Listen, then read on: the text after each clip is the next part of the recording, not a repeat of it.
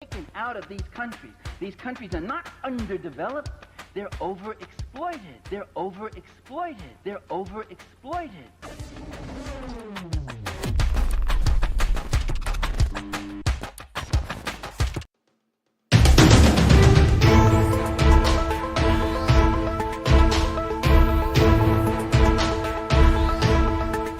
Hi there to you, Namaste. Welcome to the Monday, April 17th edition of the Lall Show, where we tell it as it is. We're so happy that you can join us from the comfort of your home, your office, your car, wherever you might be at this time. We encourage you to tell a friend, call a friend, let her know that we're on the air and we're ready to rumble, as we say in Guyanese terms. We're ready to speak it as it is. We're ready to tell you as it is.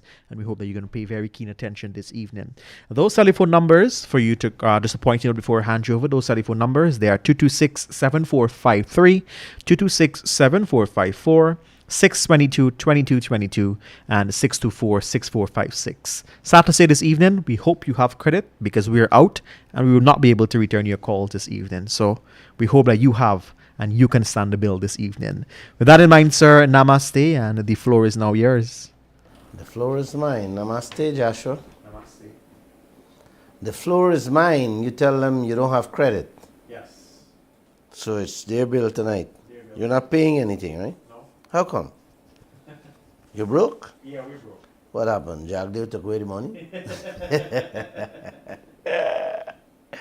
All right, namaste, guys. I like that. You can still shoot the phone. Yeah. We'll shoot you back. Josh, a man named Thomas Jefferson, you know the name? I heard. Once said, honesty is the first chapter in the book of wisdom. You hear that? Honesty is the first chapter in the book of wisdom. I love that. Guys, tonight I will explain in detail how our Vice President Jagdeo, the man who's running the oil sector, is trying to do everything he can to evade answering any questions on ExxonMobil whatsoever. And I will go into details on just one single thing tonight, the interest rate. Would you be comfortable with a partner in which you don't know what the interest rate is, Joshua? No. Would you be comfortable? Well, it means if you're not comfortable, you can't know what he will be taking out, right? From the daily profits. Yeah. He will be paying himself, and you would be left with your mouth wide open if you don't know anything about what you're paying. Because, interest is something we need to know. We must know. You can never operate a business with anyone without first understanding what is the interest rate we are paying or is being charged to the business. Yep. I find it strange, unbelievable, unthinkable that ExxonMobil can invest money in our oil sector. And Jagdev don't care what interest rate Guyana is paying on those money. How can the interest money that is coming out from the business, Joshua, supersedes, overrides the profit 3 to 4 times, brother? How that could ever be? Huh? Josh, the $50 billion that Exxon charging we interest on every year is almost 2 years of Guyana budget. That is what we are paying in interest alone. Let me break that down a little more, Uncle. Everybody's salary could have been raised twice, not once. Every pension could have raised twice. Everything we do in this country could have been increased twice. And that is on interest rate alone. And when you ask our vice president about this, like you dig out one eye or you pull out one jaw teeth without cocaine, how upset this man gets. Uncle and auntie, I didn't say namaste to you wonderful people. So I would say namaste presently, now, with love in my heart. Namaste. We have been paying interest in this country from since 1999 to this day. They're paying to the bank for your house mortgage. How can I ever be? How can your family not know what interest rate they're paying for a car loan? How can they not know the interest they're paying quotes for a bed set or a fridge?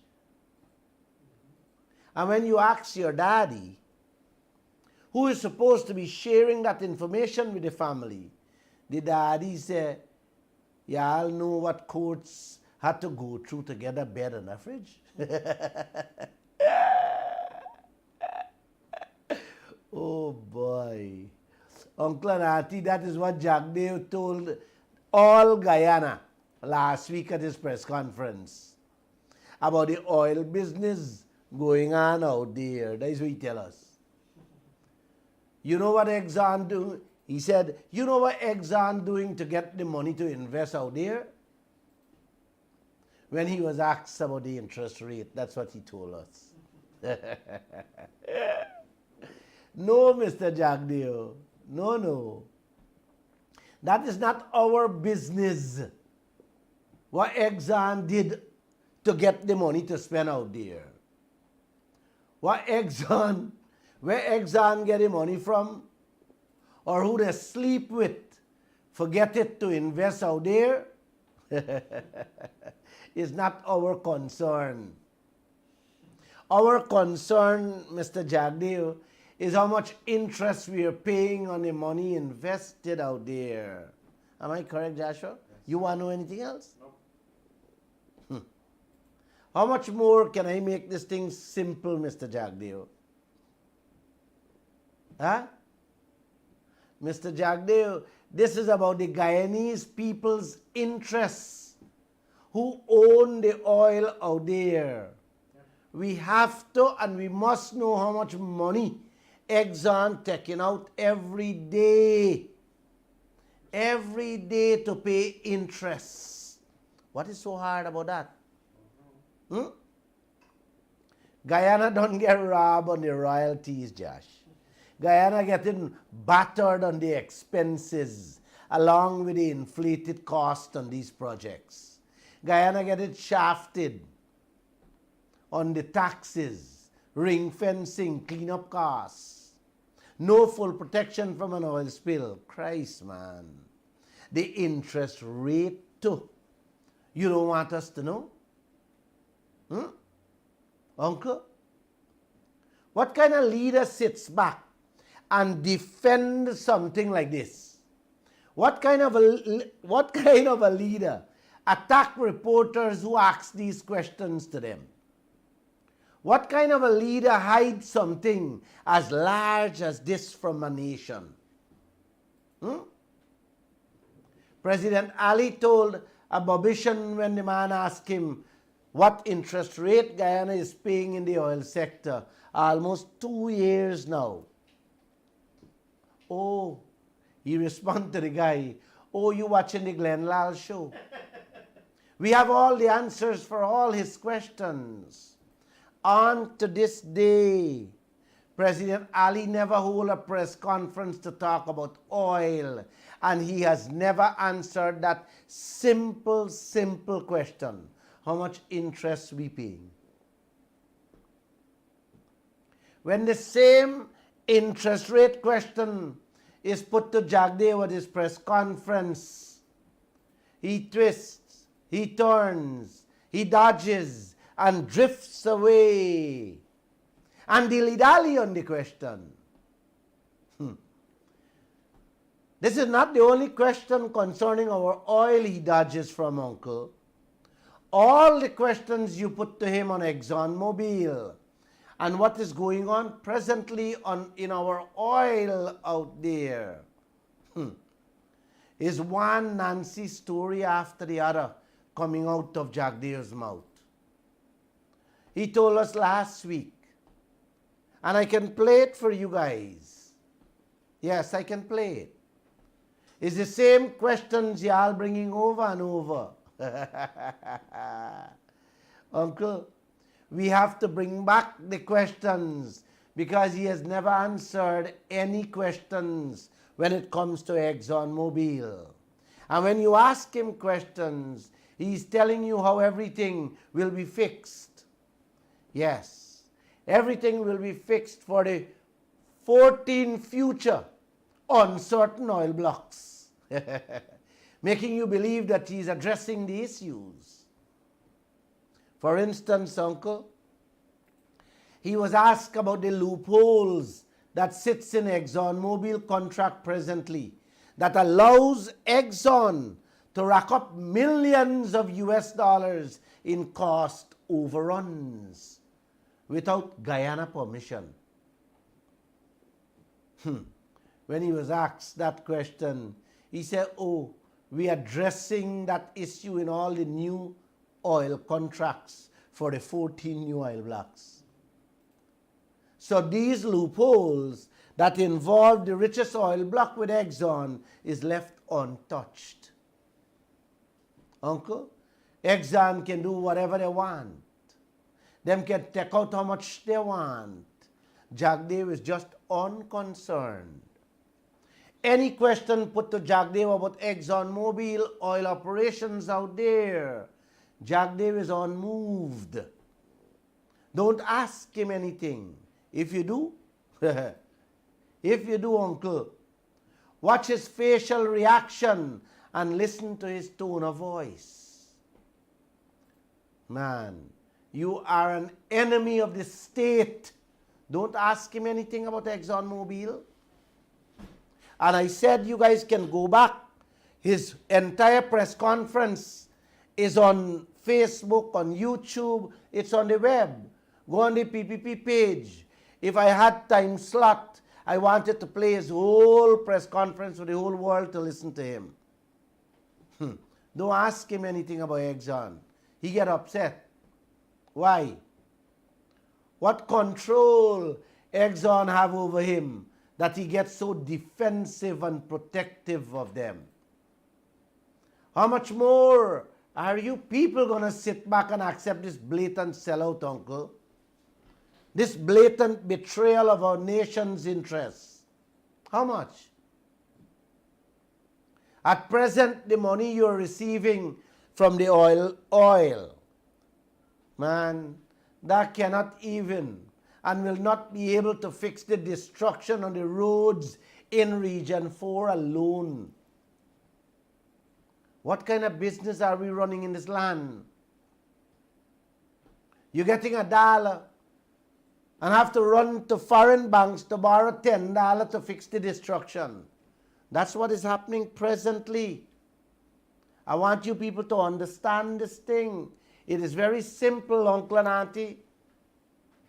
The destruction is more than what you get in on only roads in the city or in Region 4. Imagine when they start up and they get going in Borbis and so on, what will happen? Uncle, a man sells your mangoes for $5,000.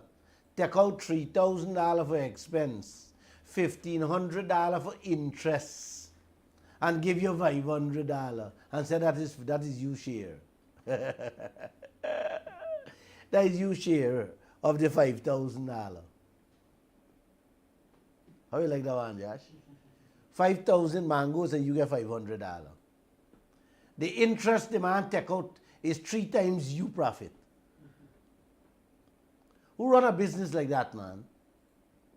And in Exxon case, they're taking out not 3 times, 4 or 5 times more than what we get in. And when these things are put to our leader, yes, your leader, Uncle, The man telling you he don't answer that question more than one time. I play him Friday and I will play him back again. Listen to his tone of voice carefully. Play it back. What is the interest rate that we are paying on those investments in the oil field? And can you say if you're going to put a cap on it? So the interest rate question, I'm familiar with that, and that's been asked. I'm not going to go down that route again. It's the same questions that keep surfacing. Today, I'm not going to deal with issues that I've dealt with before. It's the same question keeps surfacing again. This is the people that you're going to stay on your fingers for. Selling out you and your future. I am just asking. And when the man is asked if he's going to look into the interest issue, the man turn around and defending what Exxon doing to us by telling us how difficult it is to get loans to invest out there. The amount of oil Exxon find out there, uncle, them share price gone skyrocket, sky high. Banks is competing with each other for lend ExxonMobil money and forget the business, yes, at a cheaper rate. This is what the banks are doing, uncle. They're competing with each other to get a piece of the pie at a cheaper rate with interest. Wow. And Jagdev telling us how difficult for fossil fuel get loans in the world today. Oil is the greatest gift. I shouldn't say gift.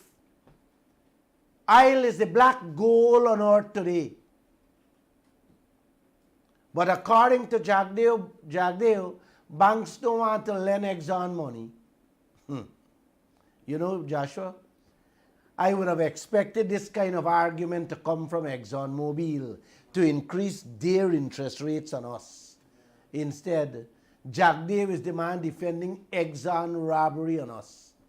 He's actually telling Exxon to raise it, rob us more, move it from 10 to 25%. We're going to accept it. Yes. We're going to accept it like clowns and keep him out shut. Let me play him back again for you to understand, uncle. Our whole life, our present and our future is being allowed to be chopped up into pieces by Exxon in the Stabroek block with every single thing they do out there. This is why Jagdev and President Ali cannot say anything about what is going on presently in the oil industry. And when the questions are put to them, they try to belittle and embarrass you by defending this skullduggery, what is going on out there. Oh. You want to play? Go ahead, play back that piece, man. I asked that similar question, the exact question my reporter asked you at the last press conference, in which I said the IMF, and all the world is asking to cap the interest rates. And when you were walking out, you did not answer it. When you were walking out, you said, Glenn, you will answer that question at the next press conference. Here you're telling us that you will answer. All right, so about capping, I said all of these issues, the interest rate capping, it's complex. It deals with the cost of raising capital, whether it's competitively sourced, the availability of money now for the oil and gas industry. You know, many banks in the world today will not lend into fossil fuel, anything to do with fossil fuel, because they're moving away from that, their lending policy. Raising capital for this industry. We've seen in Guyana's case, you don't need to go far. The Biden administration vetoed the loan that Gisby had from the IDB, claiming that it was going to go for the oil and gas industry. And this is a local company trying to put in place only the infrastructure to service the oil and gas industry. And they got their loan vetoed. Vetoed. And so it's not easy to raise billions of US dollars in capital. So interest rates are reflective of the cost of raising capital. Sometimes it's better to have equity come in, and other times it's interest. It's a complex issue. But so the concern has been raised, just like all of the other concerns in the PSA that I have mentioned, that you write about every day, that I mentioned, but we have a differing view on how we address them. We address all of them now for the 9 contracts that were issued from Ramatar era, the whole Ramatar era, and Trotman, and then all of the 14, hopefully 14 new ones that we will sign. That's 23 new contracts. Will have the new law, the new PSA, all of these things about capping cost recovery, 10% royalty, all of that will be in the new one.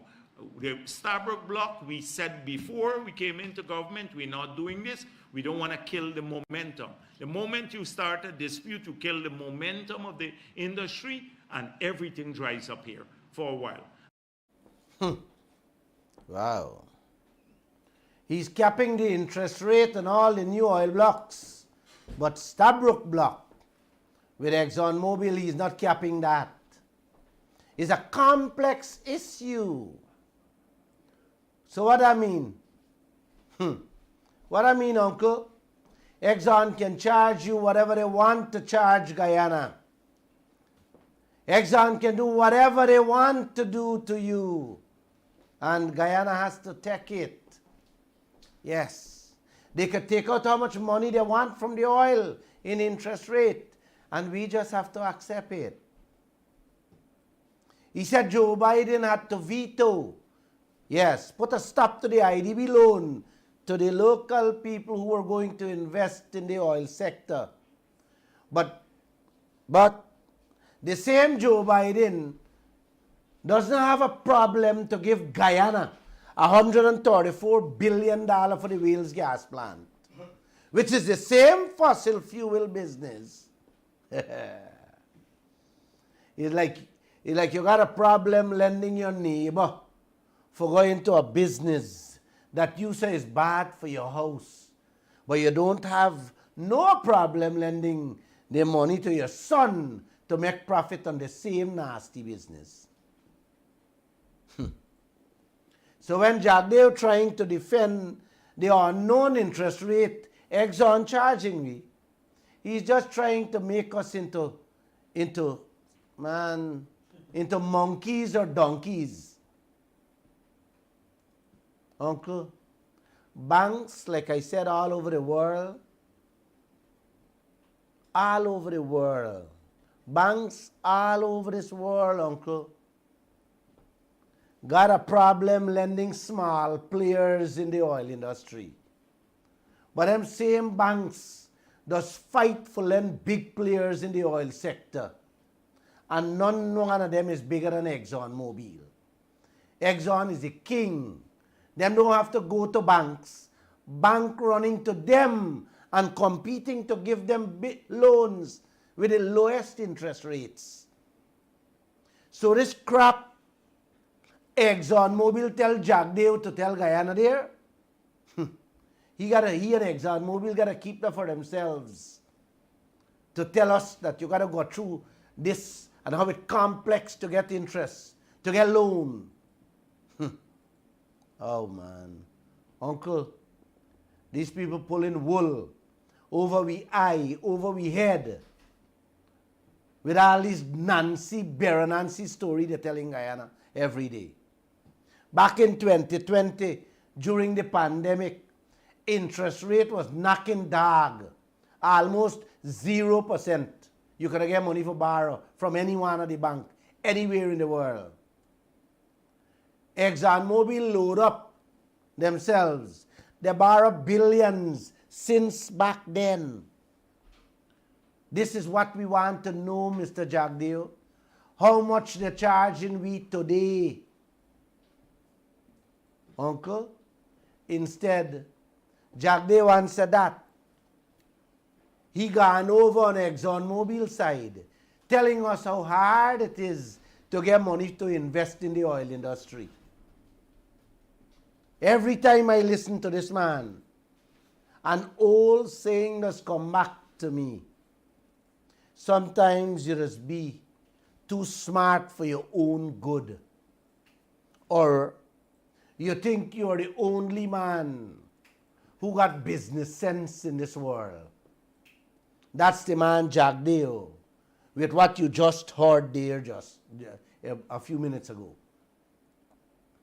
And then he got some hustlers and soup drinkers around him, uncle, masquerading as financial experts, trying to defend that by writing letters, parroting this nonsense. Auntie, the more they try to cover up and hide from this interest rate, the easier they make it for us to strip them naked. The more Jack Day open his mouth, the more he strip himself, or he trip himself. Let him continue. He can trip his own self. He done up on that pathway where he's going to fall flat on his face with all the lies and all this concuffling or corfuffling he doing to us. Bernard, what a tangled web we weave when we first try to practice to deceive. Auntie, they can try to defend what they're doing, and they can attack and embarrass journalists how much they want. But the interest rate question and others like it have a life of their own, and they are growing and they are growing every day. They are growing every day. Whenever they refuse to answer a question, 10 questions growing in people's mind.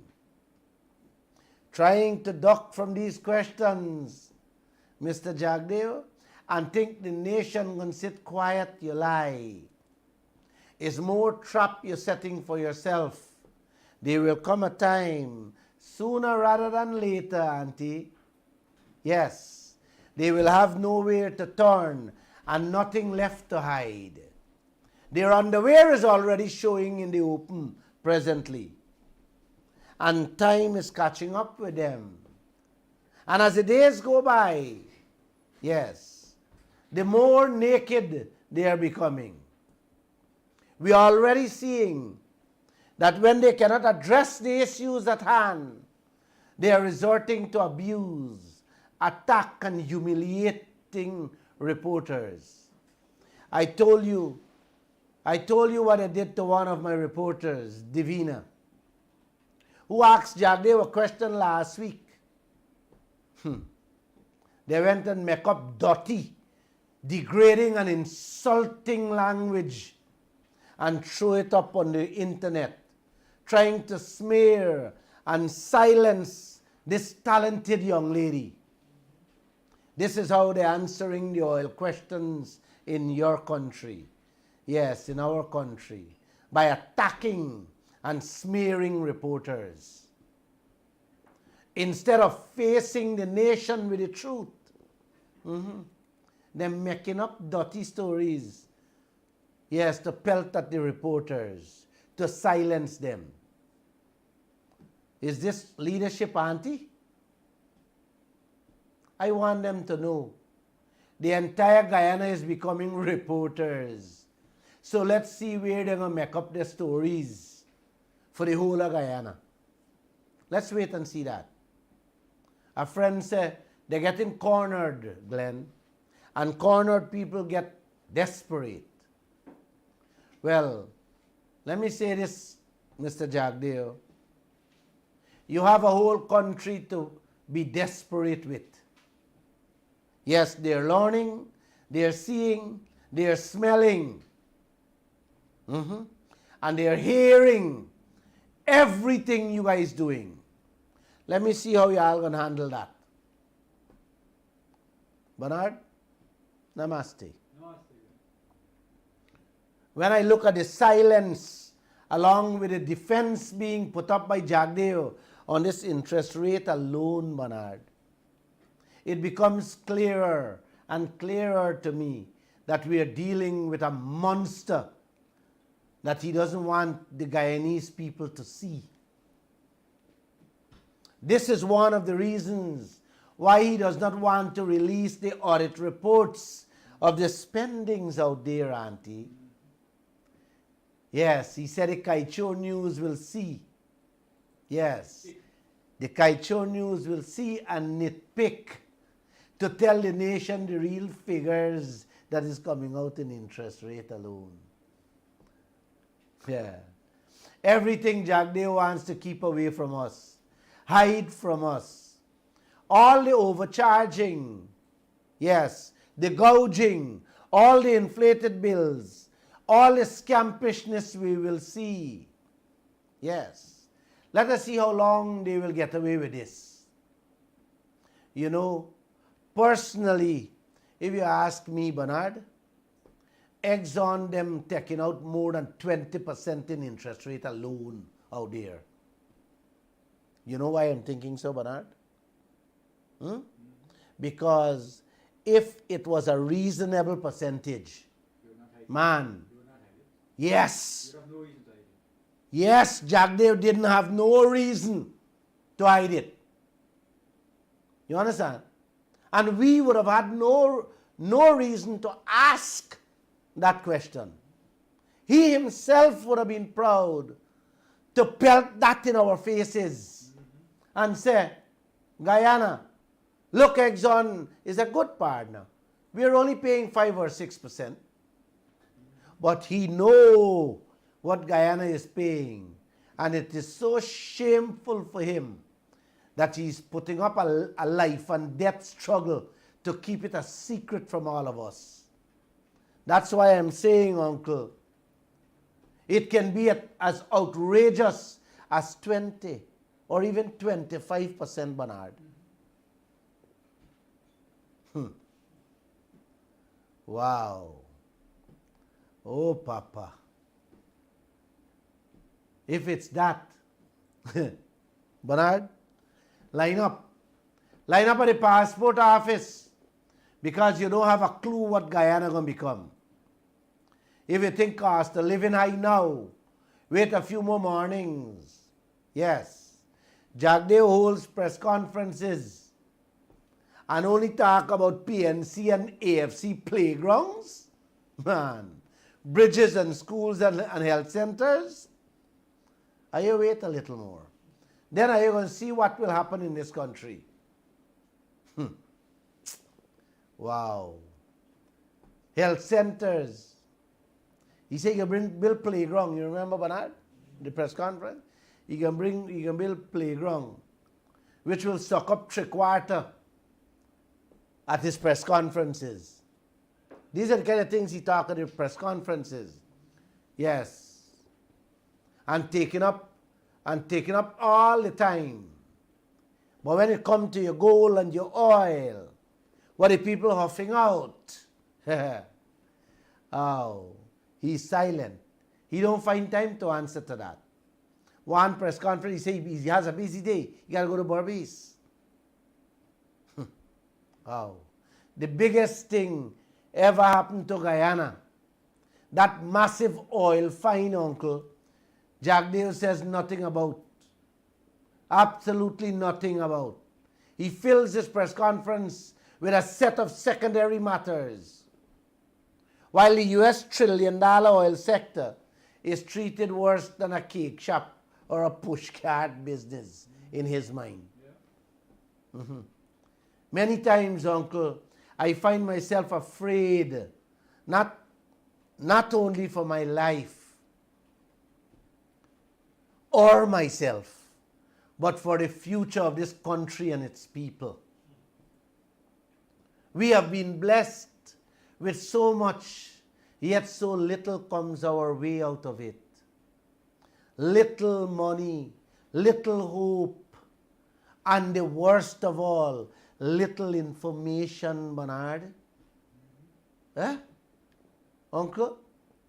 We have so much resources that we should not only be the richest people on earth today, but the happiest people anywhere on this planet. Look where we are.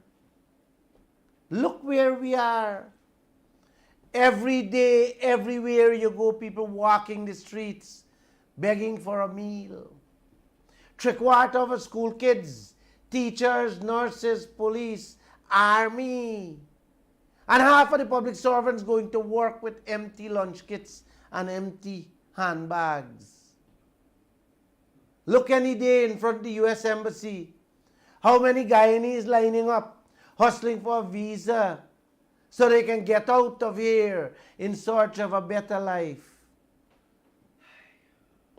The world is racing to come here to make real money here, while our own people running for get out, yes, running for go get the kind of living they think that they can get somewhere else with a few cents, Bernard. How can this ever be? How can this ever be right, Uncle? Exxon, President Ali and Vice President Jagdeo, how can this ever be? How can the interest rate be such a national secret? How ExxonMobil can grab $5 billion US in interest every year out of our oil and throwing one point something billion at us in royalties and profits, man? Huh? How can this ever be, Uncle and Auntie? When I think deep about Jagdeo's secrecy on everything related to ExxonMobil, not even the mafia in this world would do us things like this. Uncle and Auntie, we are in bad shape. And as much as I would want to blame ExxonMobil for doing these things to us, I just can't. No, no, no. The biggest gangsters, our leaders, all of them. All of them. This country should come to a total standstill, a total shutdown over the atrocities that our leaders are part of, destroying this country, destroying our livelihoods. Why are we sitting down quiet, allowing them to do these things, may I ask? Can somebody call me and say something? Call me and tell me what's going through your minds. This wealth belongs to you, Uncle and Auntie. Not Bharat Jagdeo, not ExxonMobil, not John Hess or China or the opposition. It belongs to you, all of us. Whether you live in Borby, Essequibo or Demerara, it belongs to every Guyanese. Yes, Uncle. Every Guyanese, whether you live in Canada, US or England, or anywhere on earth, it belongs to us as Guyanese. How can you not be concerned? Huh?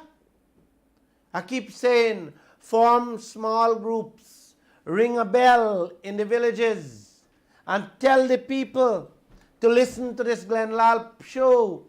Every day it's replaying at 11 o'clock on the Kaieteur radio.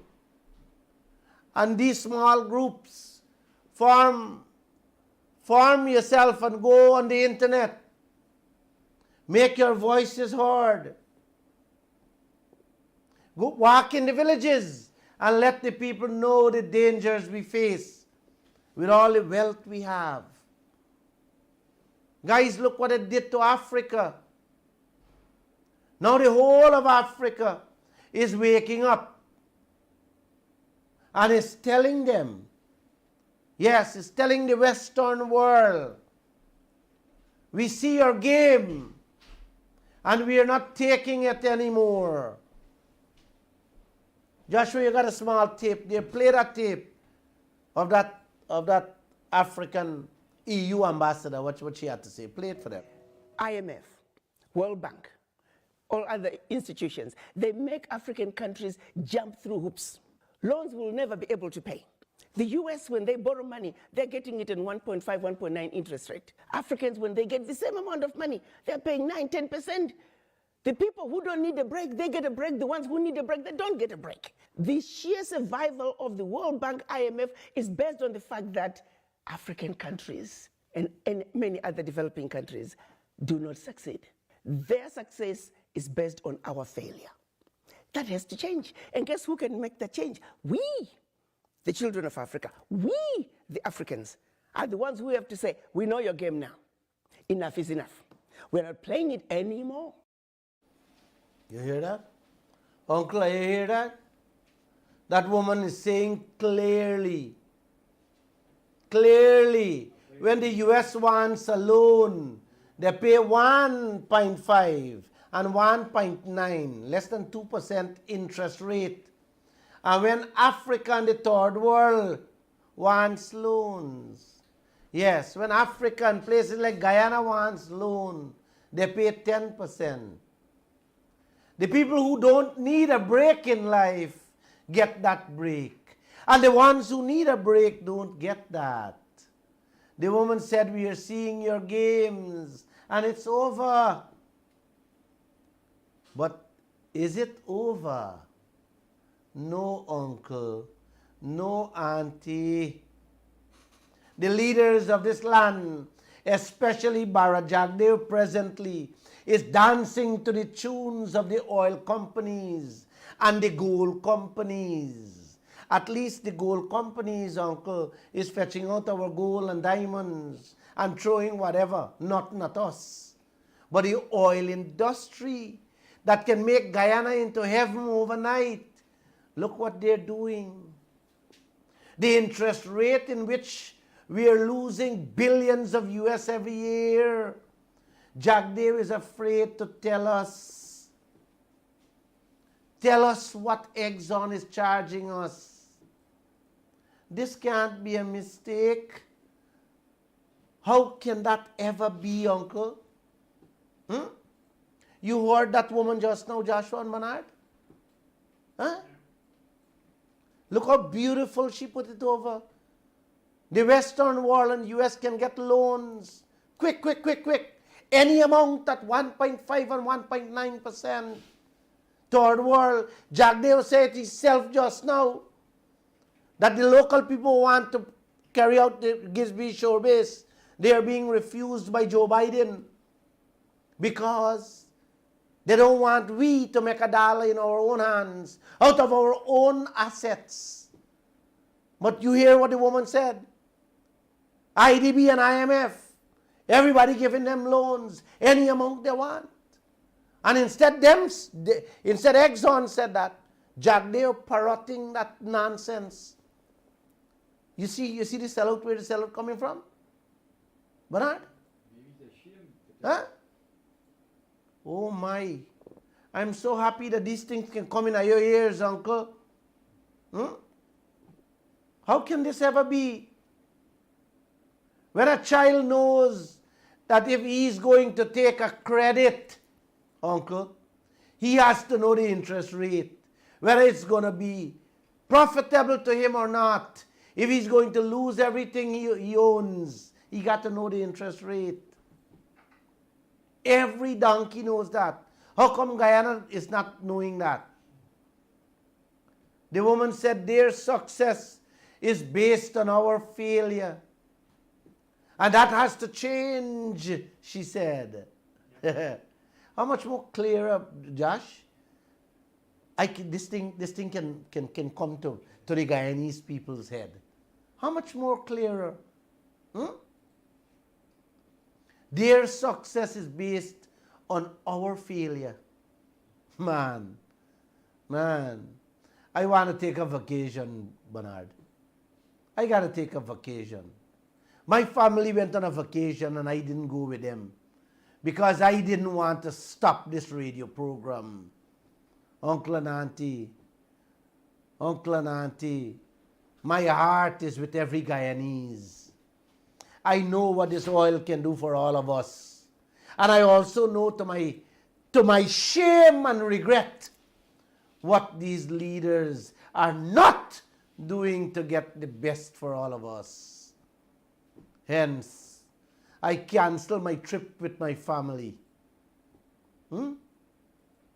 Plenty people tell me, Glenn, take a break.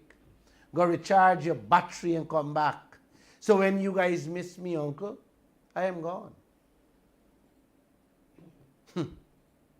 I want to end with this short video. In it, you will hear how one single man in a corrupt government can take a whole country down to its knees.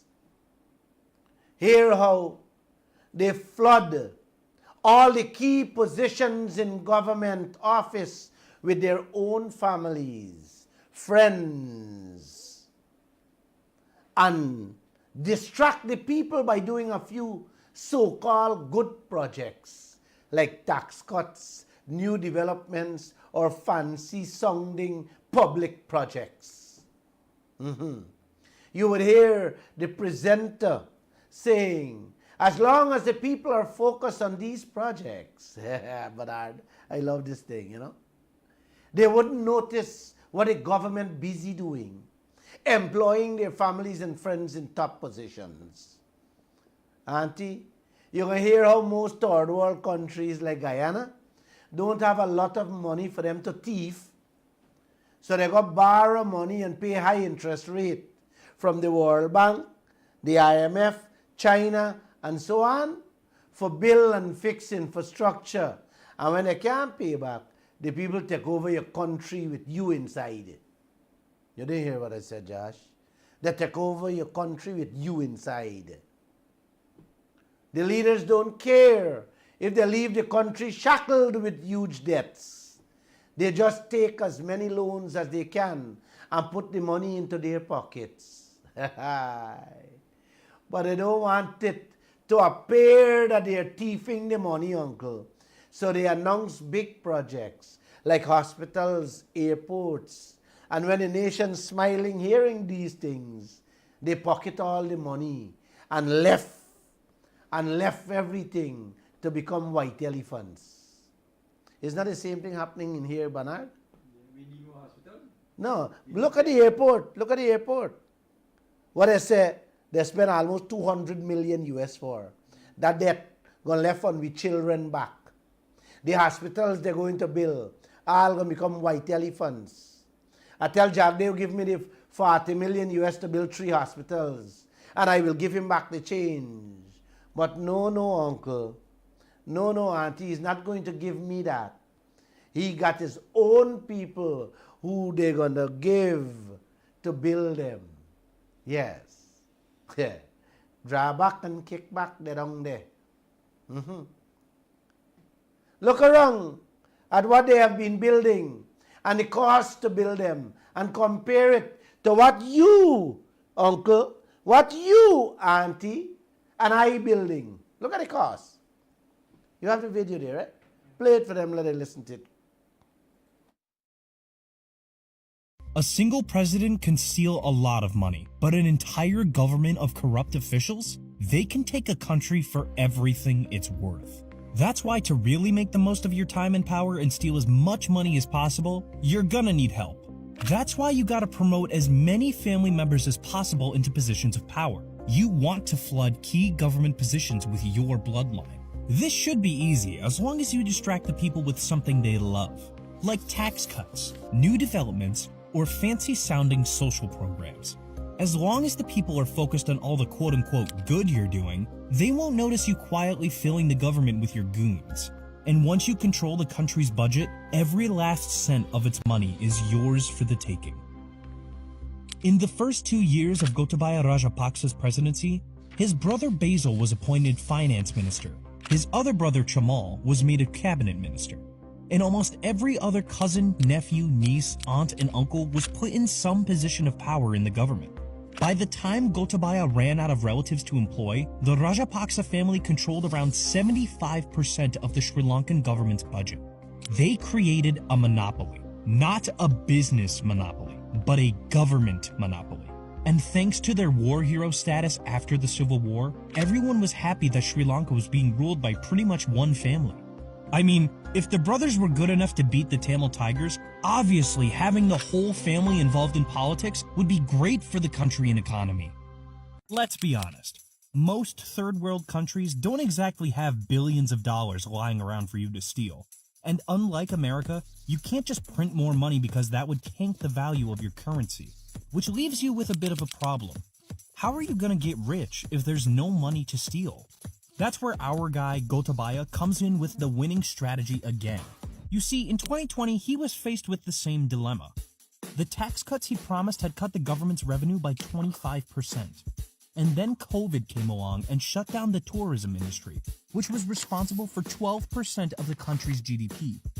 Sri Lankans working abroad also stopped sending money back home. All of this meant that there really wasn't a lot of money lying around for his family to steal or misuse. But luckily, that's where the magic of debt comes in. See, it's super easy for third world nations to get money from banking institutions like the International Monetary Fund or IMF, the World Bank, or China. You simply go to them and say, "Our people are suffering. We don't have any food or infrastructure. You need to give us as much money as possible for developments and social programs." You say these projects are going to take your country to the next level, and you'll be able to pay them all back with interest, no problem. And then they'll write you a fat check. Thank you. Why? Because these people aren't giving you money out of the kindness of their hearts. They're giving you a loan that you have to pay back with interest, and when you can't repay them, they tighten a noose around you. Your country falls under their influence, their control, which is what happens to a lot of developing countries that take these loans. But you don't care if you leave your country shackled in debt, so you take as many loans as you can and put the money into your pocket. But the problem is, you can't be that brazen about it.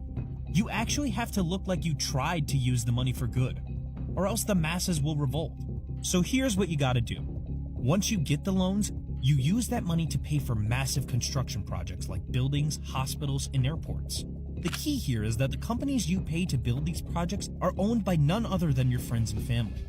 Now you may be wondering, but I want money in my pocket, not just my friends and family. Calm down, calm down. You simply make a deal with them that you get control over your cut of these funds that get paid. It doesn't matter if the bank account is under their name and not yours. In fact, it should be under their name and not yours. All that matters is that you're able to spend the money as if it was your own. If that strategy draws a bit too much attention, you can easily make a deal with an outside business to do the work for you. But just arrange an under-the-table deal to make sure they secretly pay you a cut of the money you give them.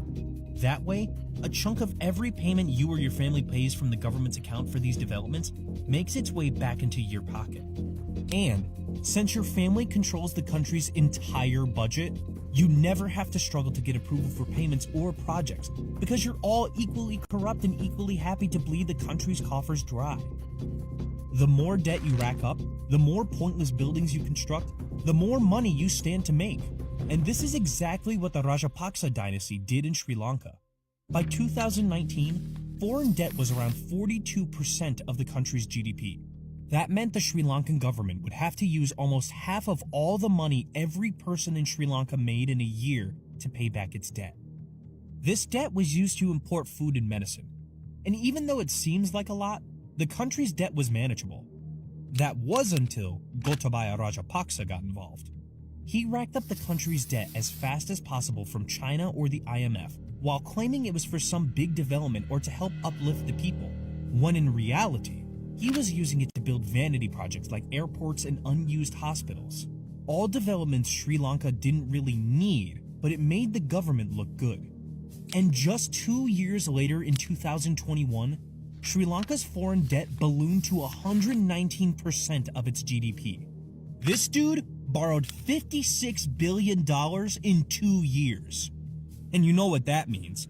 A good chunk of that $56 billion went straight into their pockets. That meant even if the government took all the money the entire country made in a year, it still wouldn't be enough to pay off its debt.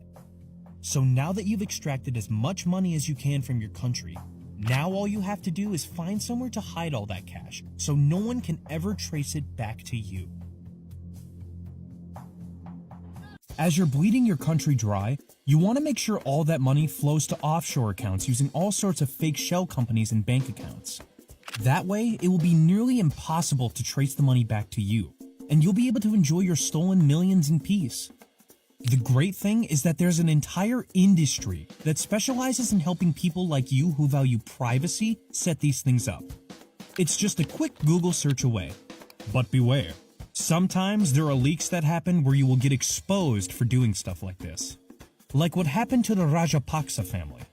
They had been involved in Sri Lankan politics since the 1940s. But thanks to a decades-long civil war and the fact that the family ran the government for more than 10 years, there's no real record of any of their actual wealth. With family members in every powerful position, the Rajapaksas managed to remove all the checks and balances that would have kept track of how much they were really worth. And they did all of this. They set up the shell companies, they set up the offshore accounts. But then in 2021, the Pandora Papers dropped. Pandora Papers, as they're being called. So world leaders, powerful politicians, even drug dealers Were revealed in almost 12 million files. It was a massive data leak exposing thousands of offshore accounts and their owners' details, which also included accounts held by the Rajapaksa family worth tens of millions of dollars. Just one of the family's lower-level government members was reportedly worth $160 million. And there's no way all of it came from their coconut and rice farming.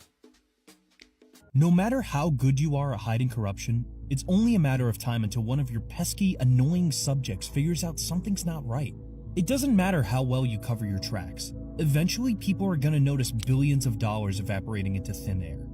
And that's when you gotta go on the defensive. While Sri Lanka's foreign currency was running out thanks to all the debt Gotabaya racked up and all the useless projects he started, the president did his best to pretend everything was perfectly fine. He got the Sinhalese Buddhist community to openly voice their support for him while blasting state-owned media channels with all the good work the government was doing.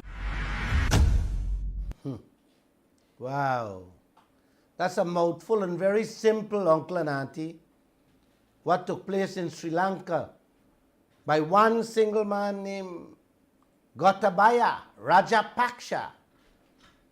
He let the Chinese build an airport, 300 million US airport, that can't even pay part-time worker one flight a day. He built a deep water port for 2-point-something billion American dollars. They couldn't pay it, become a white elephant, the Chinese take it over.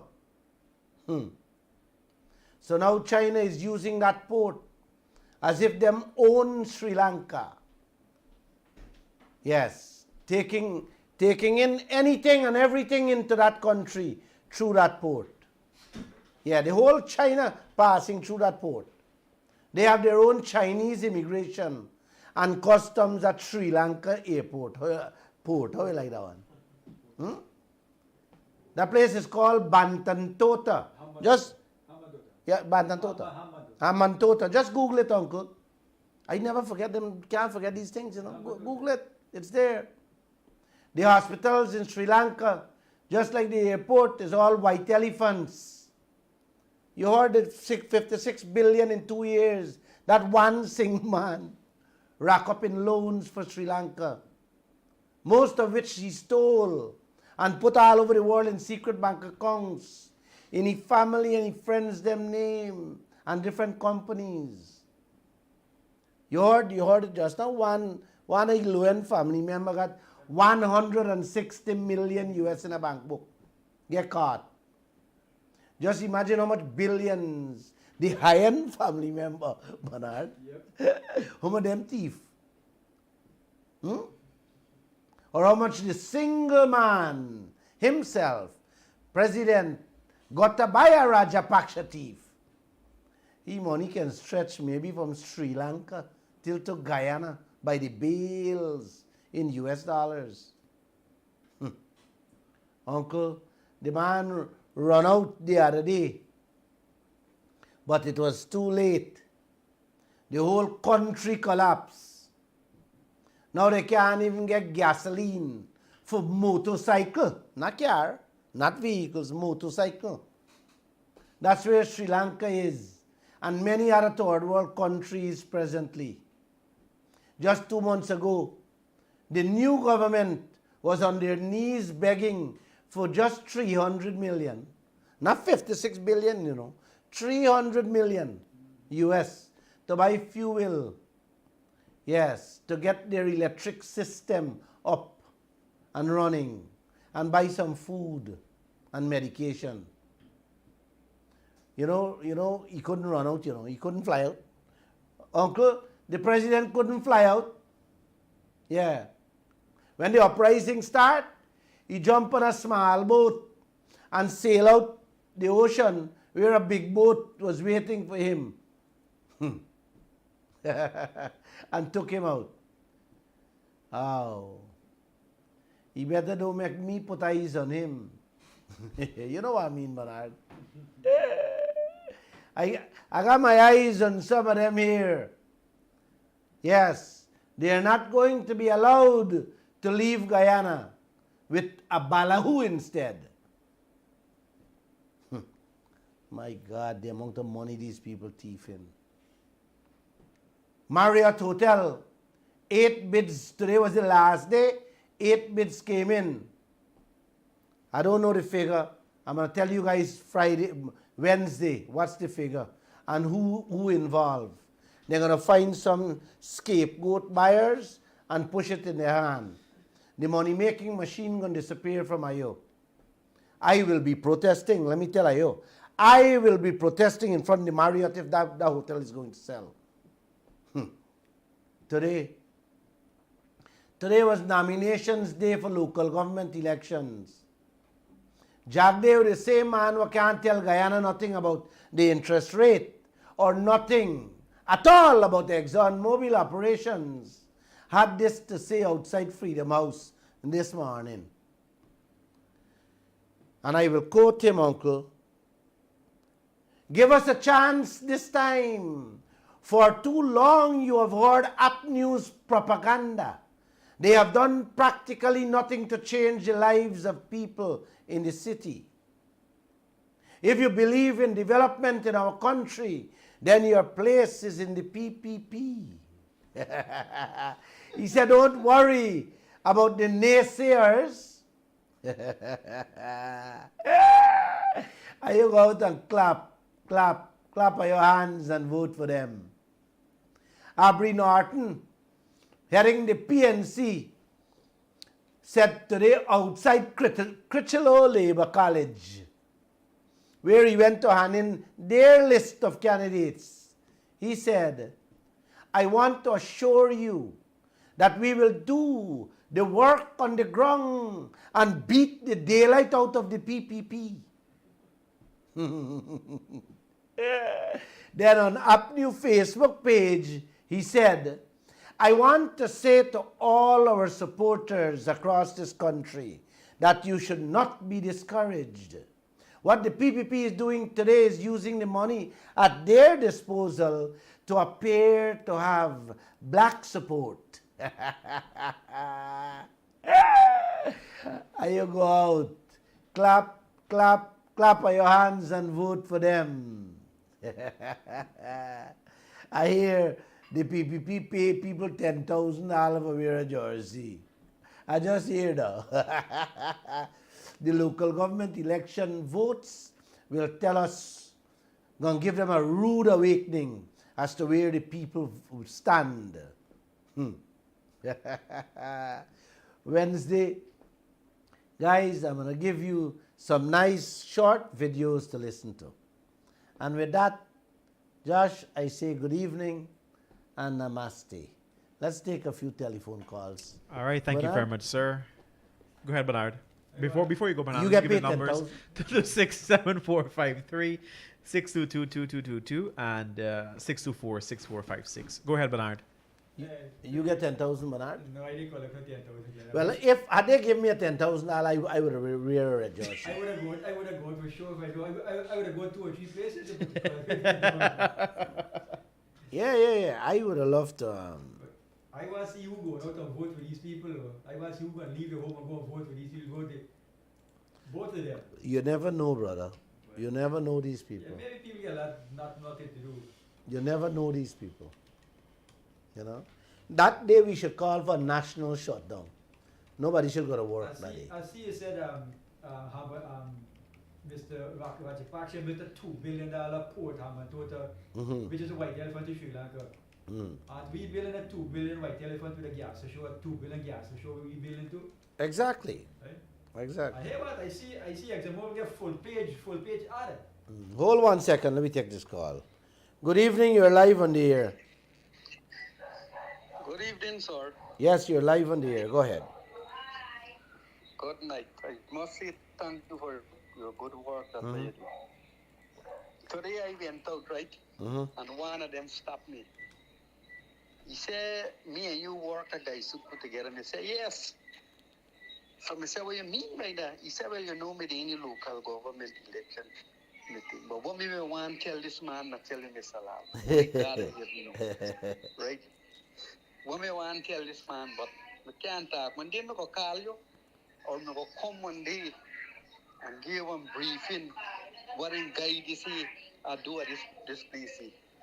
You don't think, my friend, having spent 29 years in this news business, don't you think I know I have seen enough? What can you tell me that Glenn Lall doesn't know? Huh? You see, Them chap is so greedy that they would thief from them own mother. And if you can't find, wait, if you can't tell me something worse than that, then call me and let's make some fun. Let's make some jokes and laugh with each other. If you can find anything better than that, these leaders, this present crop of leaders we have here, most of them would rob the dead mother, the dying mother, on a bed of a glass of water, much as a couple $1 million in the bank. That's the kind of leaders we have. You don't have words to describe some of them. Exactly. The way how them behave. Exactly. Thank you. You want to make any other contribution? No, next day, man. Well, just clap your hand and go vote for him. Never. Thanks. Yes, good evening. Good evening. Hey, good evening. Good evening. Yeah, good evening. I just want to make about the last tape that you played there with Sri Lanka. Yes. I am seeing that Guyana is fitting in that situation. Exactly. That's where we are. That's where we are. That's where we have been, and that's where we are continuing to be. The IMF, the World Bank, even the United States, the big countries. You want to hear more? You want me to give you an next one? Listen, man, I have 1 million short tapes that now Africa is beginning to wake up. You understand? You see, listen, man, we have bright people. I have spot these things happening in this country for many, many, many years now, brother. I have been writing it in the Kaieteur News every single day. We have been putting it in Mbaise and all these things since 2006. You hear me? All these things I've been exposing. But you see, newspapers, not many people read. And newspapers are different kettle of fish as to when you can sit down and talk to people. You know, like what I'm doing here. You understand? These TikToks that I'm doing is touching people and waking up people. This radio program is waking up people. You understand? We have been talking about it. Listen, man, if it wasn't for the Kaieteur News, this country sits with just over $3 billion debt. We would have been like in $10 billion debt. Imagine we sit on $3 billion debt and can't service the debt. Look at this here now. When I listened just now to the video, what come to my mind, I heard the former president's son say that is when his father tell him when it comes to corruption, he glad this in Guyana, this former president. He glad that Guyana had laws like the Asian country like Vietnam. So that if he caught any one of his ministers them in any corruption, put he at the backyard and execute them. You see? Yeah, you have laws like that across this world. You have. Yeah, but you see, Even China, China executes you if they find you corrupt. Yeah, when we leaders, let me put it leaders, we going with people doing these things, could we say that is patriotic? Patriotism, man. Patriotism. Yeah, could we say there's patriotism comparing that you don't have more than me? Yeah. And I don't see that, because if your patriotism, as you say, you wouldn't hide things from the citizens of a country. You wouldn't make things be secretive. You know, my friend, sitting down at Jagdev press conference Thursday, his soul is biting him, pinching him. He end up saying, "You think you're more of a patriot than I am?" That is what you know. that's why I bring up. I bring it up now. Glenn Lall for the last 29 years have been exposing corruption under him, glaring corruption under him as president, and to this day, and that man never ever ever took action. You hear me? And he talking about being a patriot more than Glenn Lall. Good. Look at this one here now. I do a quick assessment. Let me say the VP as leadership on Granger. When that contract was to declare, he declared it. Yes. He declared it. But the other thing presently now supposed to declare to the citizen of the country, like these contract interest rate. Exactly. That he is hiding. Do you know if David Granger was sitting in there, Guyana did know everything that's going on? Do you know if David Granger was in there, this oil contract would have been renegotiated? I want to get David Granger to come on this radio to tell you himself. And I will get him to come. He will come. He will come. Here, I'm glad that you get him, but I want to make this point, but I don't want it to be on David Granger. I think both parties like lover with Exxon deal to Guyana. Yes.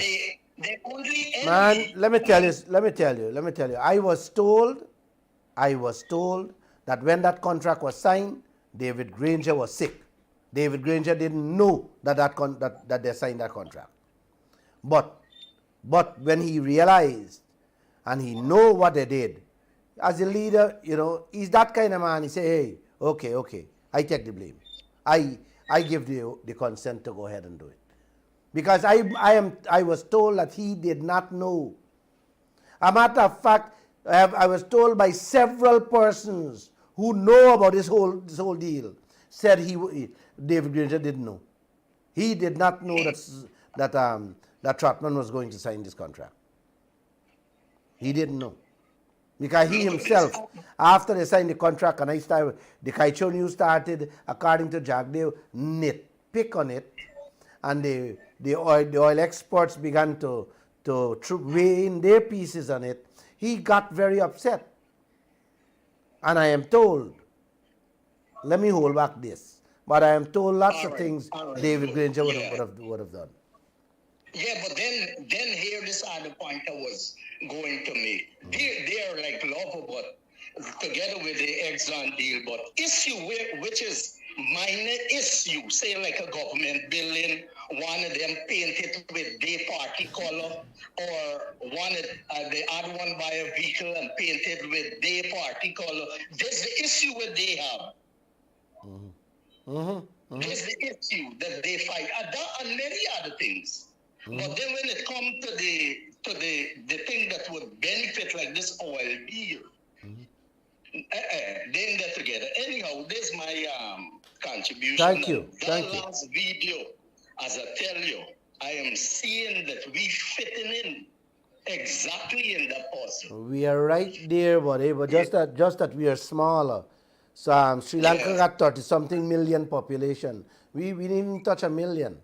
Had we really had the population, man, you would have. You know, see, Jagde was going to push Belt and Road Initiative on us, man, building highway to Bakdam and highway in Hagail and all. Yeah, man. This is what these big nations do. You understand? But because our population is tiny, they're not killing us too much. They did that to Pakistan. They did it in all over Africa, man, with the large population. They murder those people there, man, with debt. Those people are drowning in debt right now. Thank you. Thank you, my friend.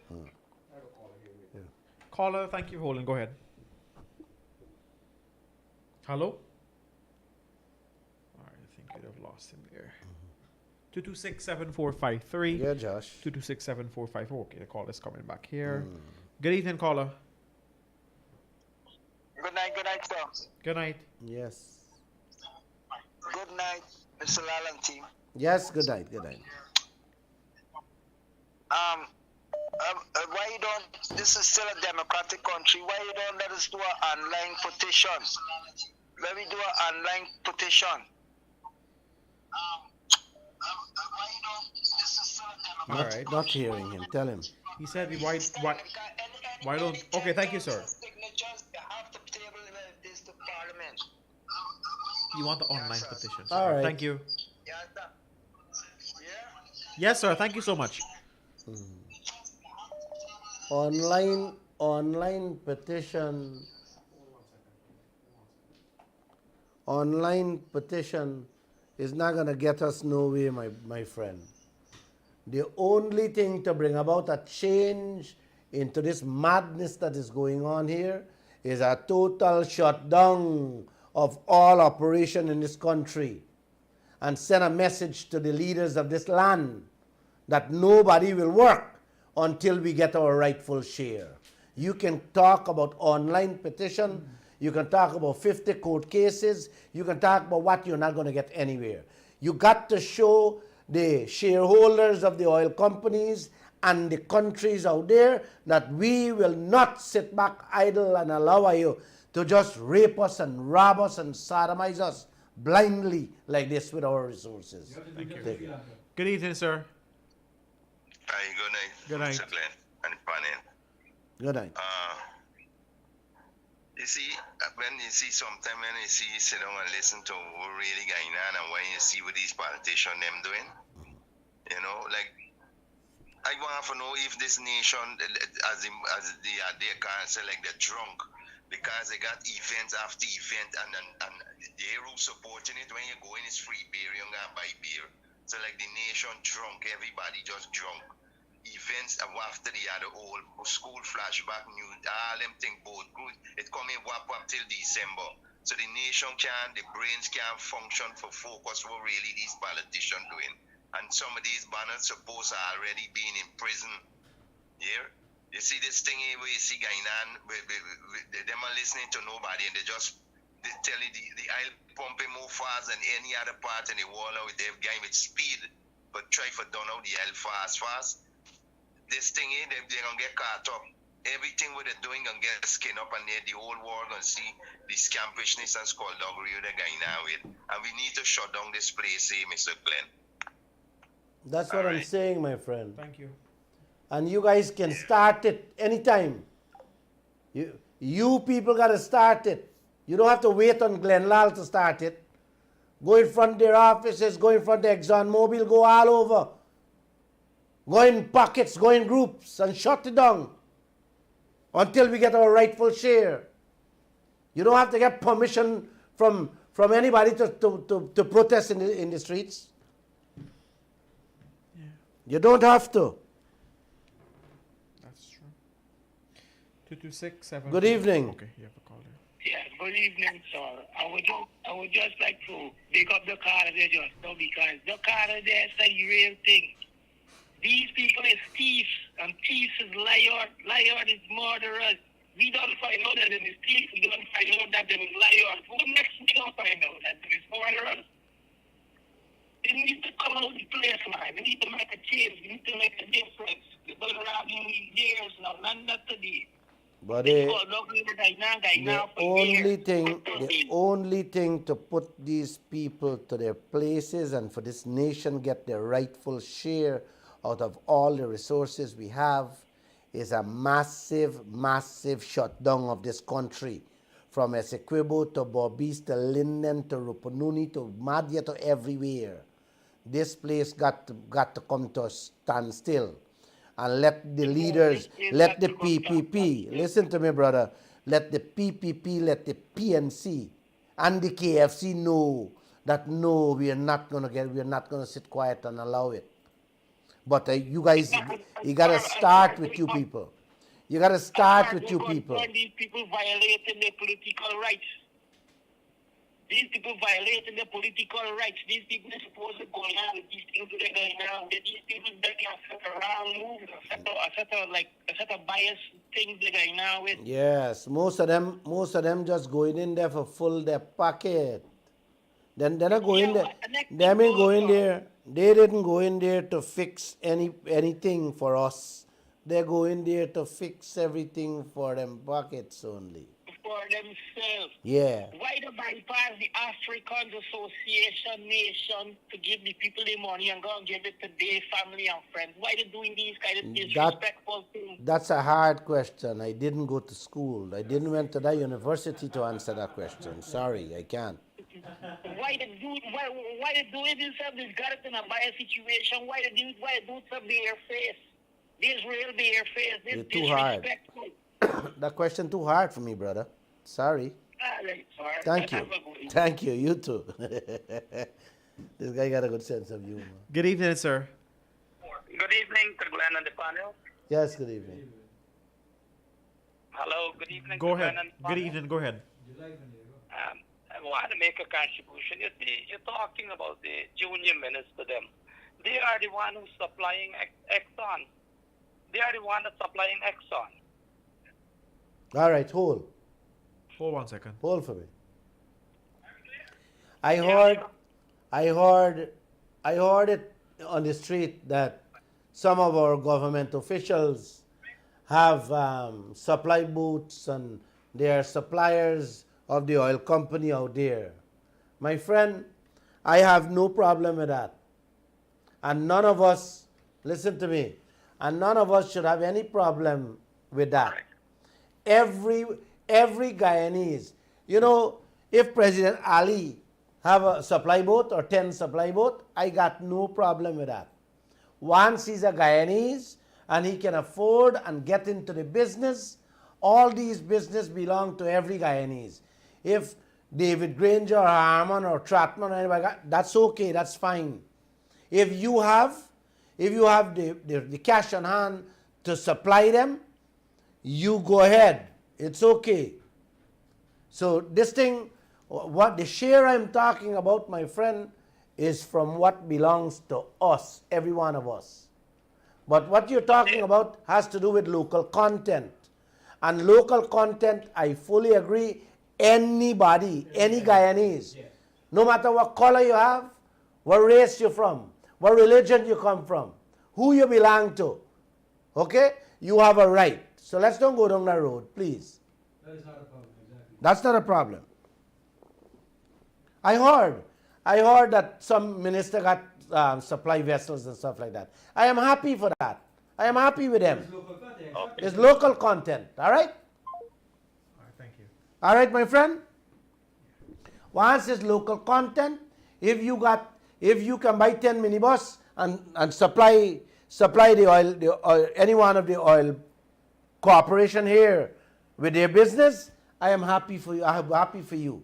And we all should be happy for you because the oil money coming into your pocket, Guyanese people pocket. We should have a problem where Trini, or the Americans or Germans or the British or the French people coming in here and opening up taxi service in Guyana. That's our problem. Guyanese should own it, not no foreigners. Good evening, caller. Hello, good evening. Hello. Hello, good evening. Good evening to you and your panel, right? I would like to know the reason or why you don't want to declare this one oil block that he keep it like to himself. That is his oil block. So you keeping it for you and the family. I think we need this renegotiation body, and I am very grateful so that this nation can wake up and let us to the street. Thank you. Thank you. Thank you. Thank you. You ask a beautiful question there about a single oil block. It's not only a single oil block, my friend. This block has almost 90% of Guyana oil. You hear me? This oil block stretches from Suriname border to the Venezuelan border. This oil block is 6.6 million acres. Let me be precise, it's 600 oil blocks. Exactly. Well, right. All right. 600 oil blocks. But the law allows 60. Bernard, break it down more simple. This one block that Exxon owns out there. This one oil field. It's an oil field. 600 oil blocks. It's 600 oil blocks. And the law allows only 60. So I want you guys to register that in your mind. Register it in your soul. That what Exxon's sitting on is 600 oil blocks. What Jagdev is hiding from us and don't want to answer any question on is 600 oil blocks that Exxon own. Anytime you hear Jagdev talk about the oil sector, he's talking about 14 oil blocks. Not 600, 14. That he's going to cap the interest rate. That he's going to look at the interest rate. He will decide that. Well, he said he's not doing ring fencing because they're too small. You hear that? Too small. So 600 and too small. Right. 600 is small, but this 14 small. He's going to ask for taxes. He's going to ask for 10% royalties. And he wants everything out of this 14. But the 600 oil block Exxon have, man, you don't ask him anything. Like you're pulling out his jaw teeth without coking when you ask him about that. Good evening. Good evening. Good night. Yes? Hello? Good night, Mr. Glenn. Yes, good night, good night. I hear you were saying that we were supposed to shut this country down, but the only way we can shut this country down is you have to form a party for we follow you. We can't come out by ourselves just like that. If you form the party, we will follow you. We gotta get somebody to lead. Well, hear this. My friend. You don't have to follow me. What I'm saying here, you don't need to follow anybody. What you need to do is form yourselves into little groups and talk about these things. Get people to listen to the programs, right? And understand the predicament that you find yourself in. And when you get people to listen and understand, you don't have to beg Lall for farm political party. The leaders would love to bow down. Listen to me carefully, man. The leaders would love to bow down to your feet and get what you really deserve. All right? You understand? So stop this thing about party and party and party. Bharat Jagdev asked me. Bharat Jagdev asked me at a press conference, are you contesting the local government election? I look at him and I smile and walk away. You know? That is all that is all they're interested in. If Glenn Lall is going to run, if Glenn Lall is going to form a political party.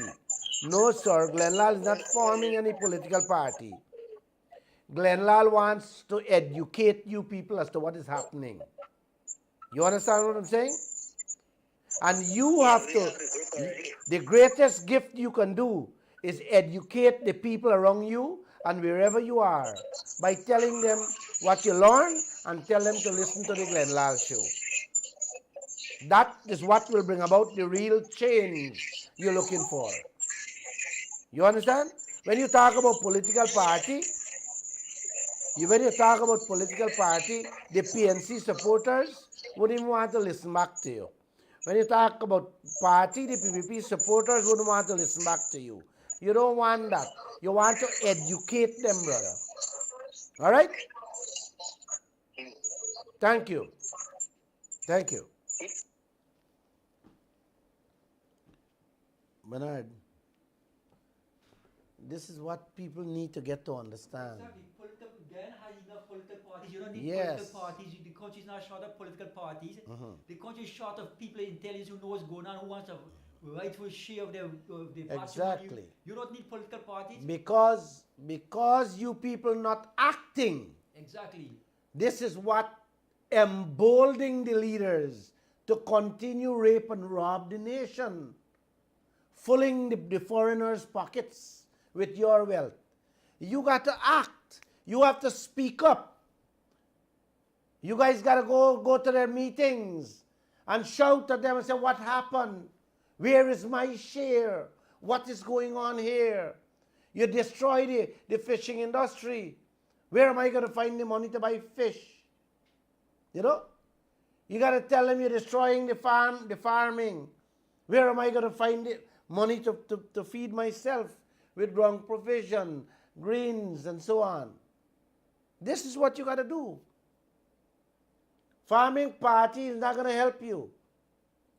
Farming political party is not going to do anything to people. People need to be educated of their duties as citizens. As citizens of a country, you need to demand what's rightfully yours. Right? Yeah, forming a political party, you may very well get 10 people who really understand what's happening to vote for you. That's a waste of time. There's enough. Yeah, you're wasting your energy, man. You're wasting your energy. You should educate your fellow citizens what's going on. Educate them what's the robbery, the highway robberies going on. This country producing $11 billion a year with our oil right now. $11 billion of oil we're producing every year right now. Right? If you got that is what we know about. Right. If you got to talk about what we don't know about. If we got a rightful share, we should be getting $6 billion. That would pay over debt twice. Don't pay out with debt. This is what I keep saying, but this is what people need to understand. That's what I'm saying. The wealth that is, and that is only from oil alone. Yeah. This program is not to farm political. This program is to educate you what's going on. This country is producing right now $11 billion a year of oil. We demand our rightful share, which is to be 60% of that. Guyana should be receiving $6 billion a year. Not $1 billion. $6 billion at minimum Guyana should be receiving. In that we could have better schools, hospital, healthcare. We should have better everything. Plus we should have money to our family also. That is all we're saying. Everybody should have already been getting $1 million. Every household. Every household should be getting $1 million, exactly. If we collect a right to a share, $6 billion, every household can get $1 million. So you don't need party. Every household should have already be getting $1 million about what's going on here. But this is whatever party you support. Once you're a Guyanese citizen, you deserve your fair share. This has nothing to do with political party. Every Guyanese deserve a fair share. Whether you're PPP, your PNC, your KFC, AFC, you're supposed to get a fair share of your oil money. Thank you, Bernard. Let me take this call. Good evening. Yeah, Ben. Yes, good evening. Yeah, calling for a skill, man. You don't want to know the interest rate? I was kind of confused earlier, man. When the caller asking when you was saying that Granger, the contract, the contract with Exxon Mobil signed under the Granger administration, and he was second for one, right? But I still kind of mind-boggling, wondering to know how can him right under how he allowed that for a country like this to get a 2%. Well, You know? that is what I want him. That is what I want him to come and tell the nation. You know. Yeah. But wait. Forget about Granger now. I asked Barra Jagdeo when I could play that tape on my radio program. If you were there sitting in Trotman's chair, what you would have gotten for Guyana? And you know he didn't answer that question? So let me say this. The PPP had signed one, and Granger come and give you two. Jagdeo would have still stick with a one. Yeah. Well, that's what he's doing presently now. He got ahead with full speed and do even worse. Exactly. You see, wait. I want you guys to understand what I'm saying. When I asked Jagdeo what you would have gotten for Guyana, you know he didn't answer the question. So it means the PPP had signed the 1%. He would have stick with the 1%. Yeah. Well, Glenn, this 6.6 million of oil field, all right, what we have off the Stabroek block that we have presently now, right? We have Exxon, Sinox, Total, and His. There's the three company, right? The four company that doing the extraction of the island. Three company. Right? Go ahead. Right. Good. But like you were saying earlier, I kind of wondering. I just know if you can clear it up. That there's how many 600 blocks or something. In the Stabroek block is 600 that we are not know of. All right. Exxon, the area that Exxon was given is called the Stabroek block. Okay. Right? That Stabroek block is a huge oil field. 600 oil block. With 600 oil block inside. That is what was given to ExxonMobil. Okay, yeah. Are we clear on that? Yeah, Brother Glenn. This is not 5 and 10 and 6 and 7 and 9 and 13 and 14. 600 oil block ExxonMobil hold on. This is what I want Guyana. As a matter of fact, I'm going to say this every day on my program. I want Guyana to understand that this is what Jagdeo is not talking about. Okay. The 40 they won't give him. Jagdeo is talking every hour and every moment he get on the 14 little oil block. He's not talking about 600 oil block, what actually own almost all the oil that Guyana has. You hear me? Yeah, but Glenn, this 600 oil blocks is under Exxon. Yes, them own it. Okay. That is the Stabroek block. This 14 oil block that he's currently renegotiating, this lies under who? This is separate. You see, it's the whole field out there. But 3/4 of the field belongs to ExxonMobil. Very well. Thank you. Good, Glenn. Thanks a lot, man. Yeah. Good. Goodbye. These are nice questions, when people have. If you have any doubt in your mind, uncle and auntie, it's okay to call and ask these questions. There's no such thing as stupid question. Right? They're very good questions. If we can clear it up, we'll clear it up for you. But please remember, the oil field that ExxonMobil was granted or sitting on is 600 oil block. What Jagdeo talking about, he want 10% royalty and 10% tax, and you cap interest rate on the 14 little oil blocks. That ain't got nothing. We want Jagdeo and the coalition opposition to focus on ExxonMobil 600 oil block. And with that, I'm going to say my host Joshua is telling me to get off the radio station. Bernard, do you want to say anything? No, I'm good. All right, guys, my time is up. But please, if you have any questions, keep it for Wednesday. I'll be back, and we'll go through the rest of it. Have a good night, Namaste everybody. and have a great Namaste. evening.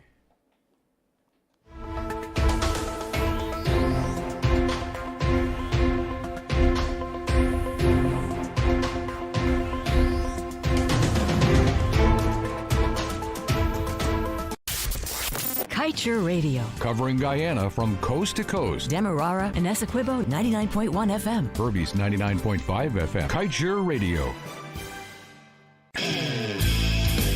Welcome to the station where the music blasts through, because life is fun.